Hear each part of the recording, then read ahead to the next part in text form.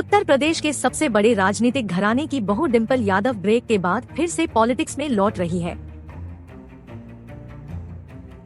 वह अपने ससुर और समाजवादी पार्टी के पितामह मुलायम सिंह यादव के निधन के बाद खाली हुई मैनपुरी लोकसभा सीट पर होने जा रहे उपचुनाव में मैदान में उतर रही है।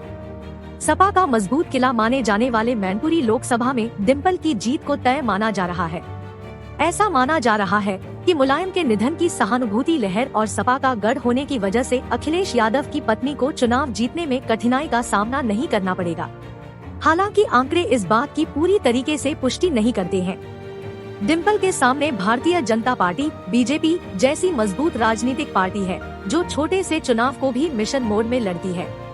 वहीं जातिगत पॉलिटिक्स के अलावा चर्चा यह भी है कि भगवा खेमे से मुलायम की छोटी बहू अपर्णा यादव को टिकट दिया जा सकता है। संभव है कि डिंपल इन सभी चुनौतियों से पार पा ले, लेकिन एक शख्स जो एक्स फैक्टर साबित हो सकता है वह है चाचा शिवपाल सिंह यादव। आइए समझते हैं कि आखिर ऐसा क्यों है। मैनपुरी लोकसभा में कुल 5 विधानसभा सीटें आती हैं। इनमें भोगाम, किशनी, सुरक्षित, करहल, मैनपुरी और जसवंत नगर शामिल है। इस साल फरवरी-मार्च में हुए विधानसभा चुनाव के नतीजों पर गौर करें तो मुकाबला करीब करीब टक्कर का ही रहा। यहाँ करहल और किशनी सीट समाजवादी पार्टी के खाते में गई, जबकि भोगाम और मैनपुरी सीट पर भाजपा ने जीत दर्ज की। जसवंत नगर सीट से शिवपाल सिंह यादव विजयी हुए, जो समाजवादी पार्टी से अलग होकर बनी प्रगतिशील समाजवादी पार्टी के अध्यक्ष हैं। हालांकि इस चुनाव में वह अखिलेश की अगुवाई वाली सपा में के साथ गठबंधन में लड़ रहे थे, इसलिए मैनपुरी लोकसभा का पल्ला 3 से 2 से सपा की तरफ ही झुका हुआ नजर आया। मैनपुरी के आंकड़े दिलचस्प है। यह लोकसभा सीट यादव परिवार का अभेद्य गढ़ कही जाती है। पिछले कई चुनावों से लगातार यहाँ पर साइकिल की सवारी ही चलती रही है। यहाँ तक कि 2014 और 2019 में मोदी लहर के बावजूद भाजपा को यहाँ पर जीत नहीं मिल पाई थी। यहाँ से मुलायम और उनके परिवार के भतीजे चुनाव जीतते आ रहे हैं, लेकिन 2019 में हुए पिछले चुनाव के आंकड़े कुछ दिलचस्प हैं। यादव और शाक्य बहुलता वाले मैनपुरी में भाजपा ने मुलायम के मुकाबले प्रेम सिंह शाक्य को उम्मीदवार बनाया था।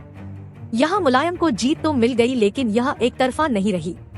कुल प्रतिशत पर वोट डाले तो मुलायम को 52% वोट हासिल हुए, जबकि प्रेम शाक्य उनसे महज 8% पीछे 44% वोट शेयर लेकर दूसरे नंबर पर रहे।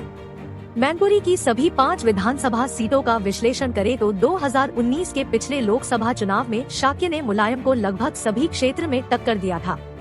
मैनपुरी विधानसभा में प्रेम सिंह शाक्य महज 5000 वोट से मुलायम से पीछे रहे, जबकि भोगाम में उन्होंने मुलायम से 26,000 वोट अधिक पाए।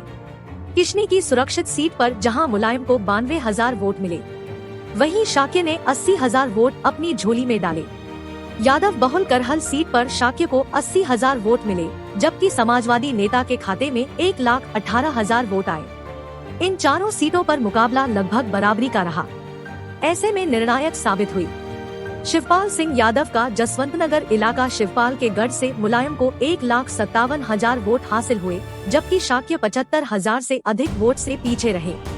इन आंकड़ों के अनुसार यह कहना अतिशयोक्ति नहीं होगी कि छोटे भाई शिवपाल के इलाके से ही मुलायम को लोकसभा चुनाव में कमांडिंग पोजीशन हासिल हुई, जिससे वह भाजपा के प्रतिद्वंदी को ठीक ठाक अंतर से हराने में कामयाब रहे।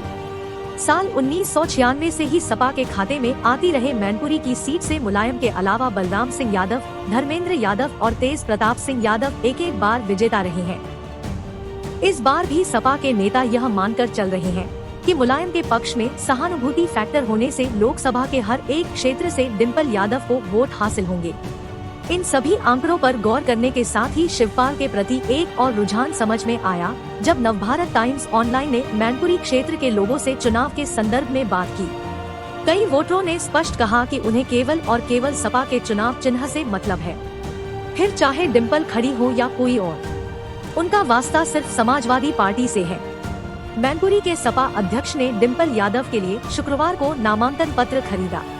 जिले में सपा के एक वरिष्ठ नेता ने कहा कि डिंपल द्वारा 14 या 15 नवंबर को पर्चा दाखिल किए जाने की संभावना है। वहीं कुछ युवा वोटर ऐसे भी मिले जिन्होंने शिवपाल यादव को लेकर दिलचस्प बात कही। जब यह सवाल पूछा गया कि अगर शिवपाल उपचुनाव में अखिलेश को समर्थन दिए बिना इस सीट से अपना प्रत्याशी उतारते हैं तो क्या होगा, इस पर एक युवा वोटर ने कहा कि जब समय आएगा तब देखा जाएगा कि किसे वोट करना है। ऐसे में शिवपाल अभी भी एक बड़ा फैक्टर बने हुए हैं। डिम्पल के नाम के ऐलान के बाद जब उनसे इस बारे में बात की गई तो शिवपाल का कहना था कि मेरी पार्टी तो प्रसपा है, अब सपा क्या करती है इसके बारे में मुझसे क्यों सवाल किए जा रहे हैं। समाजवादी पार्टी पिछले चुनावों में यादव, शाक्य और मुस्लिम मतों के समीकरण पर चुनाव जीतती आई है। पूर्व विधायक आलोक शाक्य को जिले का नया अध्यक्ष बनाकर अखिलेश ने शाक्य बिरादरी को साधा है और साथ ही डिम्पल के मैदान में उतरने से यादव फैमिली और जातीय समीकरण साधा गया है। उधर एमईएम के खेमे से अतीक अहमद की पत्नी को कैंडिडेट बनाए जाने की अपुष्ट खबरें आईं। बीजेपी भी ग्राउंड लेवल पर सर्वे और गुणा गणित में जुटी है। अपर्णा को टिकट दिए जाने की चर्चा है। ऐसे में शिवपाल को साथ बनाए रखने की कोशिश नहीं की गई तो उनकी नाराजगी सपा की साइकिल को पंक्चर भी कर सकती है।